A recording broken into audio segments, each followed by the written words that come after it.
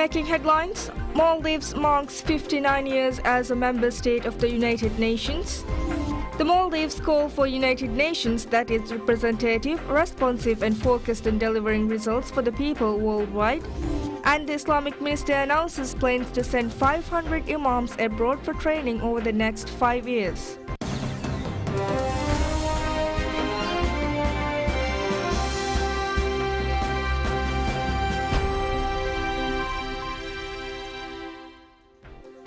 Bismillahirrahmanirrahim. Assalamu alaikum. Hello and welcome to PSM News in English with me, Utma Mahmoud.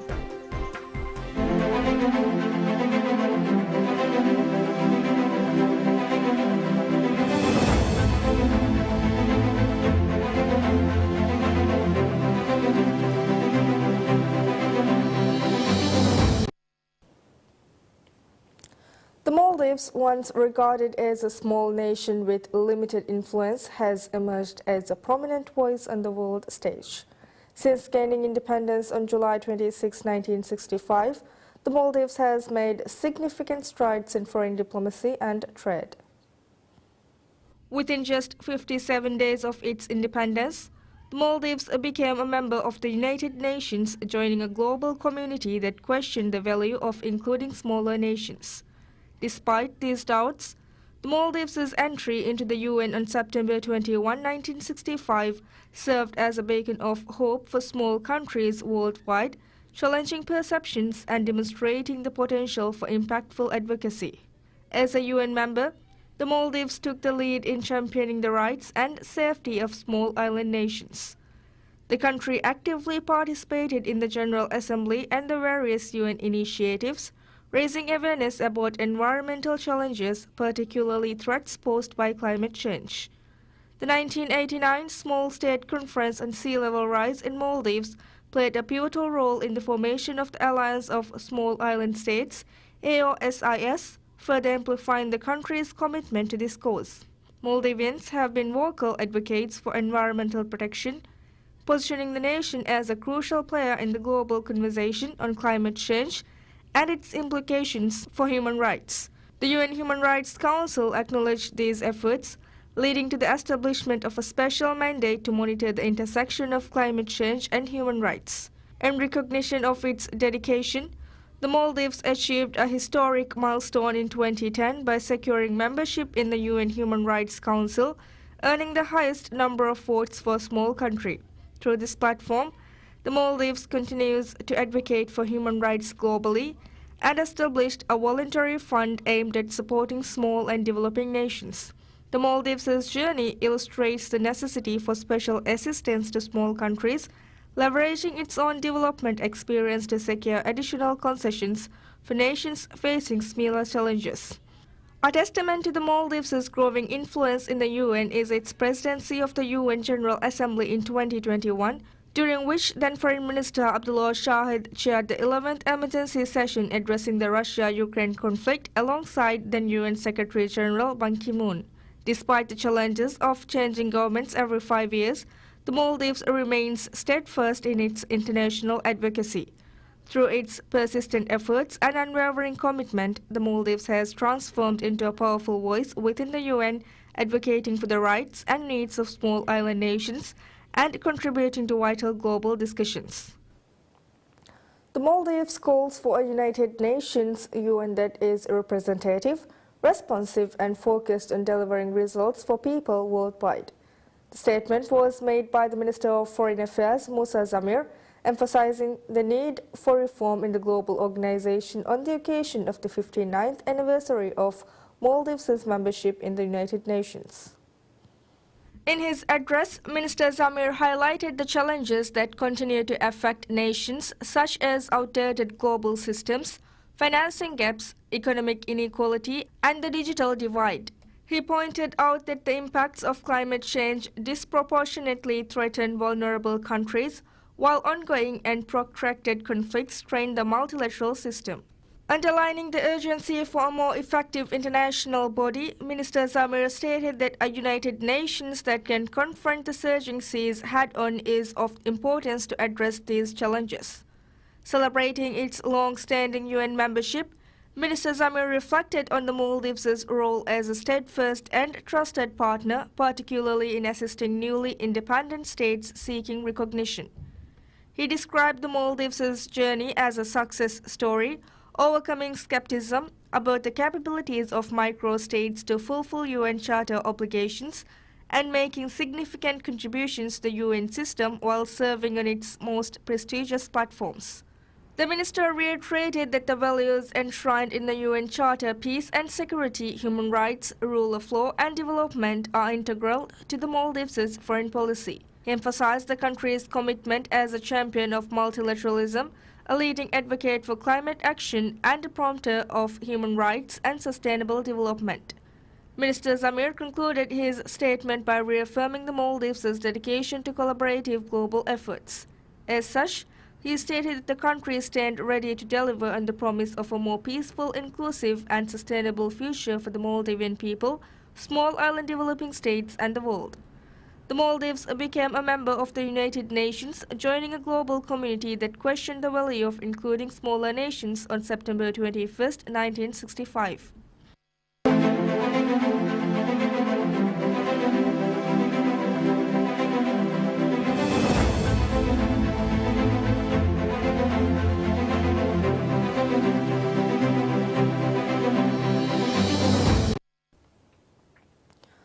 The Ministry of Islamic Affairs announces the commencement of a conference focused on identifying and addressing the challenges faced by imams.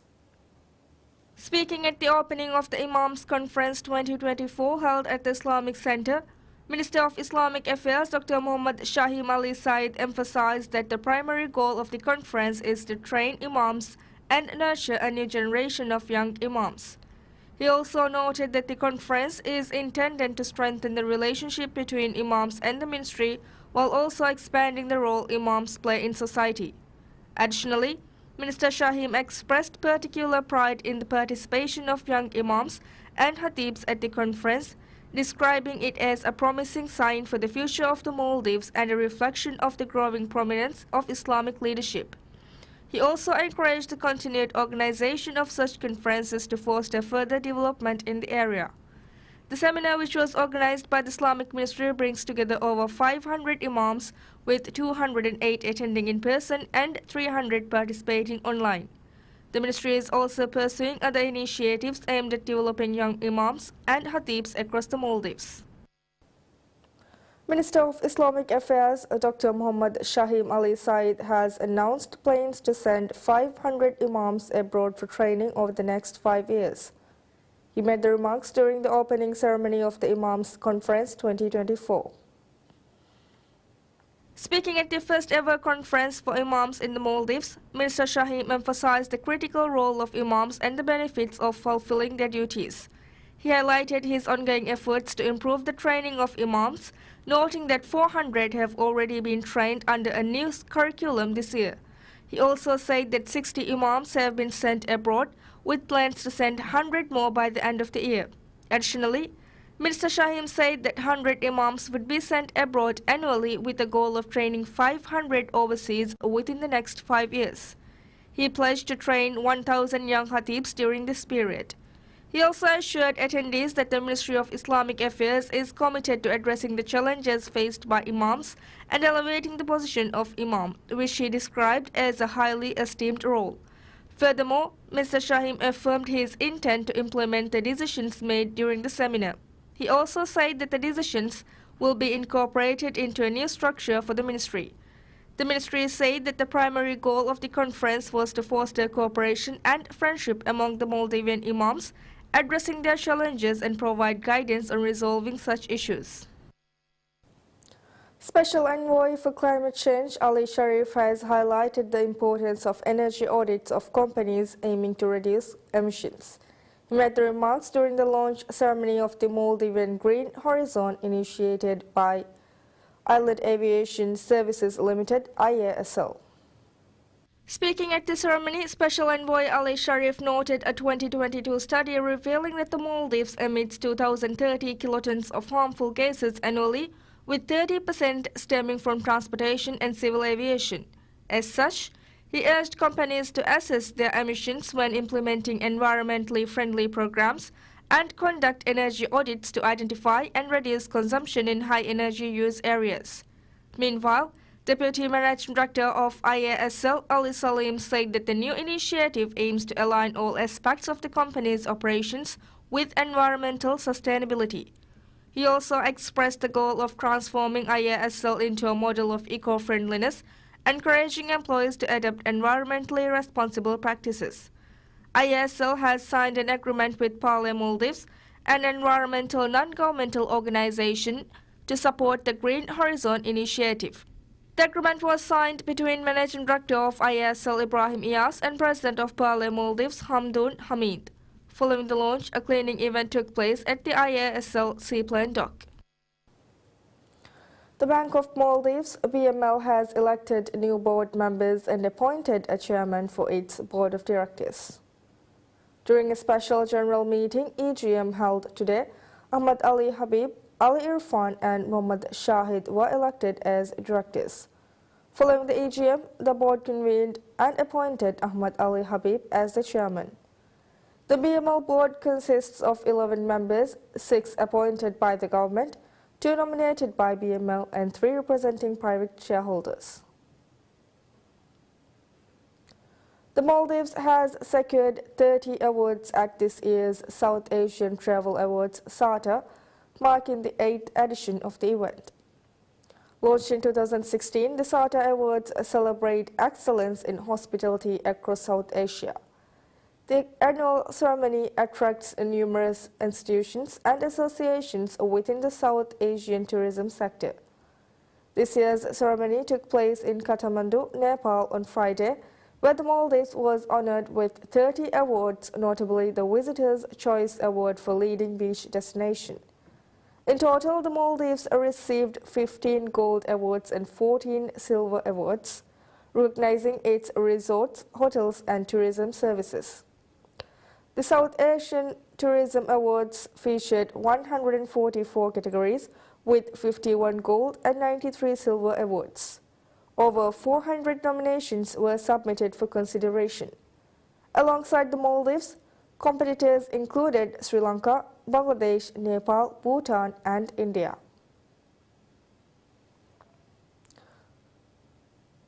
The Maldives Inland Revenue Authority MIRA has revealed that government revenue from quota fees has doubled this year, attributed to enhanced enforcement measures for collecting fees from foreign laborers. The latest revenue report released by MIRA shows that the government collected $15 million in quota fees by August this year, which is a 123% increase compared to $7 million during the same period last year. Notably, quota fees increased by 33.7% in August alone, reaching $2.3 million, up from $1.8 million in August of the previous year. The fees are processed through the expatriate management system, Expat system. The government mandates that individuals and companies with outstanding fees and penalties exceeding $6,500 must settle their debts. Currently, there are over 50,000 individuals and companies employing foreign workers in the Maldives. The Ministry of Homeland Security and Technology has stated that over 90%, which is more than 45,000 individuals, fail to pay their fees regularly. We'll return after a short prayer break. Stay tuned.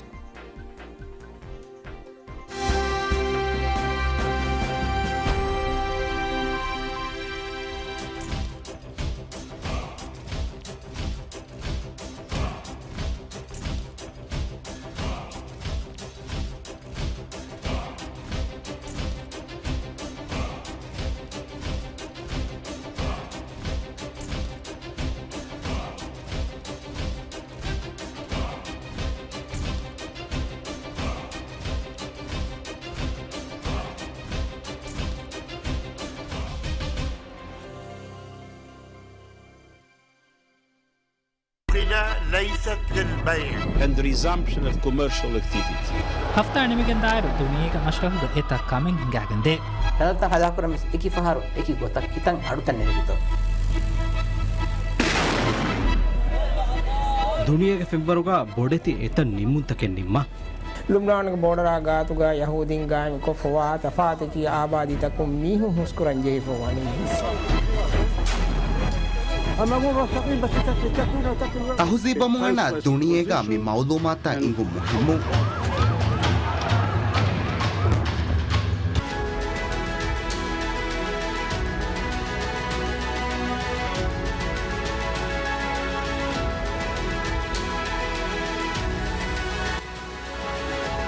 ಹಫ್ತಾಗೆ ದುನಿಯೆ ಹೊಣಿಹಿರು ದುವಹುಗೆರೆ 22 ಕಡಿ ಸುಮ್ಮಿನಟುಗ PSMNEWS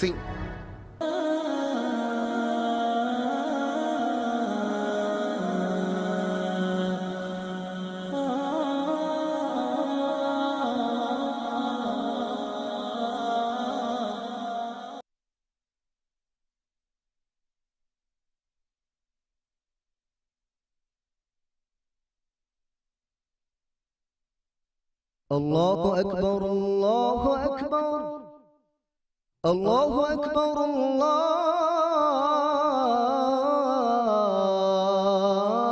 الله أكبر أشهد أن لا إله إلا الله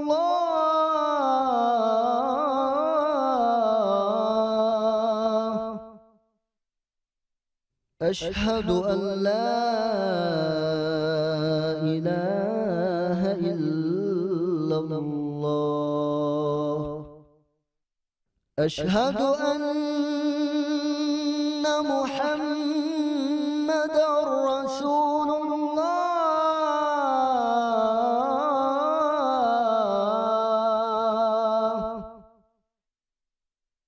أشهد أن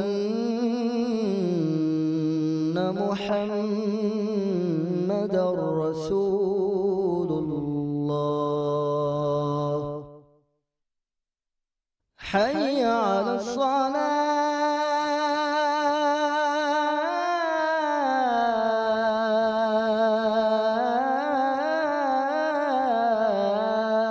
الصلاة حي على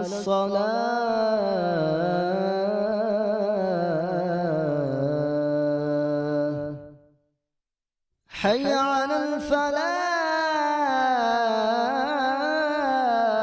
الفلاح حي على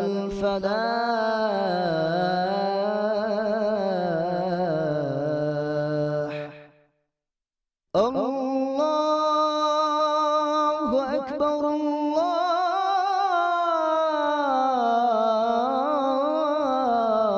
الله أكبر لا إله إلا الله اللهم رب هذه الدعوة التامة والصلاة القائمة آت محمدا الوسيلة والفضيلة والدرجة الرفيعة وبعثه مقاما محمودا الذي وعدته وارزقنا شفاعته برحمتك يا أرحم الراحمين وصلى الله على محمد وآله وصحبه وسلم والحمد لله رب العالمين.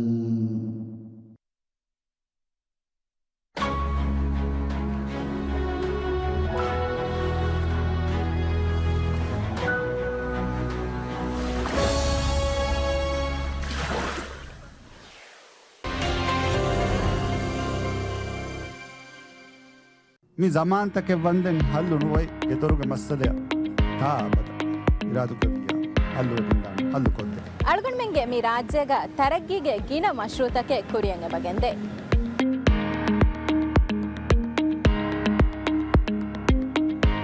Umrani ತರಗ್ಗಿಗೆ ದಾಯರಾ ರಾಜ್ಯಗೆ ಏಕಿ ಕಂಕೊಳ್ತಾವುಗ ಕುರಿಯತ ಮಶ್ರೂತಗೆ ಎಮ್ಮೆ ಫಹುಗೆ ತಫ್ಸಿಲತ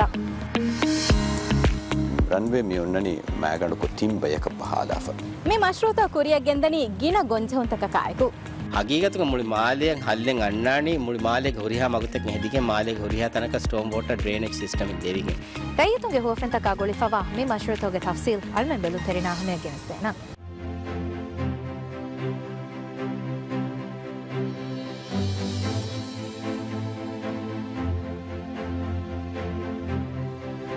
ದುವೆಲಿ ಆದಿತ್ತ ದುವಹುಗೆರೆ 22 ಕಡಿ ಸುಮ್ಮಿನೆಟುಗ PSMNEWS Singh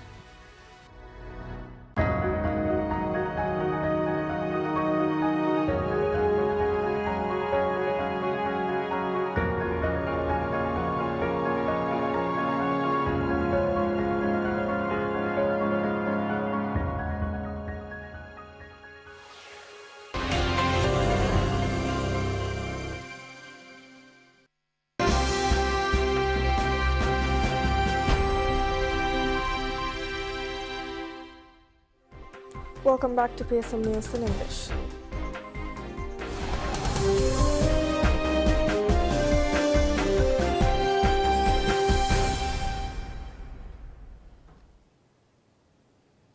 Chief Executive Kelly Ortberg said in a message to staff that ending a strike involving more than 30,000 of Boeing's Seattle area workers is a top priority for the aviation giant. Kelly Ortberg's note comes as the strike, which has shuttered assembly plants for the 737 MAX and 777, enters its second week. Ortberg said that ending the strike is a top priority. He added that during mediation with the union this week, they continued their good faith efforts to engage the union's bargaining committee in meaningful negotiations. He also said that they remain very committed to reaching an agreement as soon as possible that recognizes the hard work of the employees and ends the work stoppage in the Pacific Northwest. But he noted the company was disappointed the discussions did not lead to more progress. Members of the International Association of Mechanists and Aerospace Workers, IM District 751, had overwhelmingly voted on September 12 to reject a new contract, walking out hours later. Their key demands include a wage hike of 40%. This is significantly higher than the 25% increase touted by Boeing, but workers see the figure as misleading because the deal would also eliminate an annual bonus. Union members complain of near-stagnant pay for more than a decade, a problem worsened by consumer inflation in recent years and by higher costs of living in the Seattle area, which is a growing tech hub. On Wednesday, Boeing said it would start furloughs of professional and white-collar staff as it seeks to conserve cash amid the labor strike. While both sides resumed talks on Tuesday with the help of mediators, the IAM said late Wednesday that discussions ended without result. In a separate message to employees, Ortberg announced the departure of the head of Boeing's Defense, Space and Security Subdivision, Ted Colbert.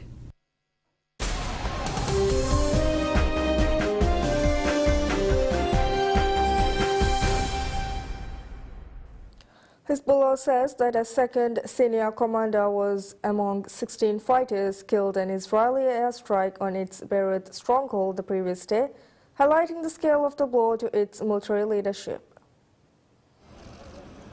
Israel said Friday's strike on the southern suburbs of Lebanon's capital killed the head of Hezbollah's elite Radwan force, Ibrahim Akil, and several other commanders. Coming hot on the heels of sabotage attacks on communications devices this week that killed 37 people in Hezbollah strongholds, the strike raised new questions about the Iran-backed group's security arrangements and dealt a heavy blow to its fighters' morale. Hezbollah named the second commander as Ahmad Mahmoud Wahbi, saying he had headed the group's operations against Israel from the onset of the Gaza war in October until the start of this year. Confirming the death of Akil, who was wanted by the United States for involvement in the 1983 bombing of the U.S. Embassy in Beirut, Hezbollah hailed him as one of its great leaders. AFP journalists said Friday's strike left a massive crater and gutted the lower floors of a high-rise building. It was the second Israeli strike on the Hezbollah military leadership since the start of the Gaza war. An Israeli strike on Beirut in July killed Fuad Shukr, a top operations chief for the movement. It also followed sabotage attacks on pagers and two-way radios used by Hezbollah on Tuesday and Wednesday, which killed 37 people and raised fears of a wider war. Stephanie Dujarric, spokesperson for UN Secretary General Antonio Guterres, said the world body was very concerned about the heightened escalation and called for maximum restraint from all sides. The Israeli military said it conducted a targeted strike against Aqil, which a source close to Hezbollah said killed a total of 16 Radwan Force members. The source said Aqil was at a meeting with commanders when he was killed. That's it for now. Thank you for watching. Have a pleasant night ahead. Bye-bye.